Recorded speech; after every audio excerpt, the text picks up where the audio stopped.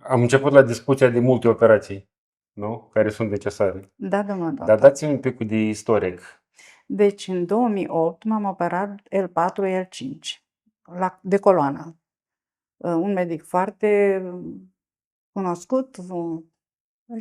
Am efectuat operația. Acum, la sfârșitul anului 2024, am avut iarăși dureri. Am făcut un RMN în care s-a constatat pe partea stângă încă 3, care ar fi de efectuat încă 3 operații mai micuțe și una pe partea dreaptă puțin mai mare. În urma durerilor m-am internat, am mai făcut încă la L4, care fiind pe partea stângă aceeași operație, și mi s-a spus că durerile s-ar putea să treacă în paralel și la piciorul celălalt și încă pe partea asta, pentru că mai sunt de efectuat încă 3 operații. Da, durerile erau și pe partea stângă și pe partea dreaptă? Durerile au trecut pe partea dreaptă după operația care am efectuat-o acum anul acesta. Perfect. Da. Ce s-a întâmplat după? Cum a fost după? După operația a decurs foarte bine, a fost nu dureroasă, numai în ziua respectivă, că e greu când ești după operație, așa, trebuie să aștepți până ieși din starea care ești. Am plecat după 3 zile acasă, la scurt timp a început să treacă de la piciorul stâng pe partea dreaptă. Deci se confirma într-un fel oarecare că, vai, trebuie să încep să fac și pe partea dreaptă operații. M-am uitat din întâmplare, într-o seară am vrut să văd cât este ora, am deschis telefonul și mi-a apărut pe ecran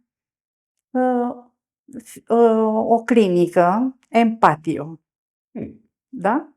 Am citit, am ascultat un domn doctor și am tras concluzia, aș vrea să merg neapărat. Dimineața când m-am sculat, am sunat, m-am programat și am venit la clinica respectivă. Deci la Domnul noi. doctor Orest, Așa. Bărbocea. Am rămas impresionată m-a explicat dumnealui că n-ar prefera atâtea operații.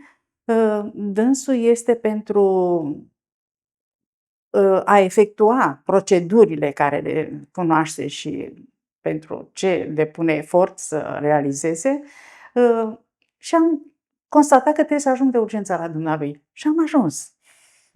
Bine ați venit. La noi aici nu apare un accesoriu important al dumneavoastră. Da. Eu acum mi-aduc aminte, cu 10 zile. Da, da. Ați venit cu soțul, era o durere foarte intensă. Bățul Da. ăsta era într-adevăr pentru sprijin. Da. Așa o este. durere care iradia de la nivelul coapsei spre nivelul genunchiului. Exact.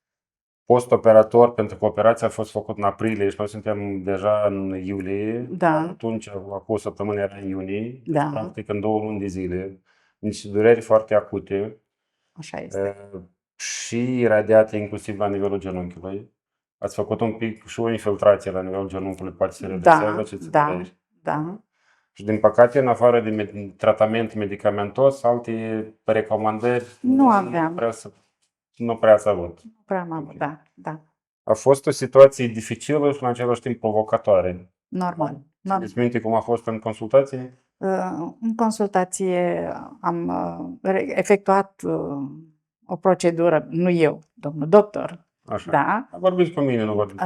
Și am fost foarte încântată, am plecat cât de cât pe picior, care la timpul respectiv genunchiul mi se tăia și de-aia am avut nevoie de susținător bățul acesta și am considerat că trebuie să vin încă cele 5 proceduri, cele 5 da, am zis bine, procedurile care se efectuat trebuiau efectuate în 5 etape. Dacă este nevoie și sunt cât de cât bine stabilizată momentan, dureri mai am, nu pot să zic că nu, dar nu la nivelul care am venit. Așa. Deci acum asta e doar mai mult de siguranță. De siguranță, da, da. Ori frica care sau teama dar deocamdată l-am mai păstrat cât de cât pentru mine personal să nu se întâmple ceva. Corect. Plus că trebuie protejat, plus că nu uităm că a fost o intervenție chirurgicală, plus Da. 2 luni de dureri Da. foarte acute. Da, da. Acum am o singură problemă care o am cu amorțirea. Am amorțesc labele picioarelor, genunchii și umerii. Asta o mai aveam și înainte de a mă opera, sinceră să fiu, din cauza diabetului, eu știu ceva de la inimă, zic, sau ceea ce mai scriu și prin fișele medicale. Vârsta? Vârsta, e un număr și vârsta, dar se simte numărul ăsta câteodată. Se simte. Da. Deci punem Brenta. Da. Oricum, la cum ați evaluat deja, noi suntem la a 3-a ședință, pentru că nu v-am văzut astăzi că ați venit, piciorul ăsta care teoretic era bolnav, acum e mai bun decât ăla care teoretic era sănătos. A recidivat în partea cealaltă și spre uimirea mea să văd, trebuie să continuăm în continuare, că trebuie să le pun pe amândouă pe același nivel. Așa. Să fie ambele de aceleași vârste. Pe aceeași vârstă și aceeași călcătură. Așa, să fie bine. Bravo. Da, foarte da. bine. Eu vă mulțumesc.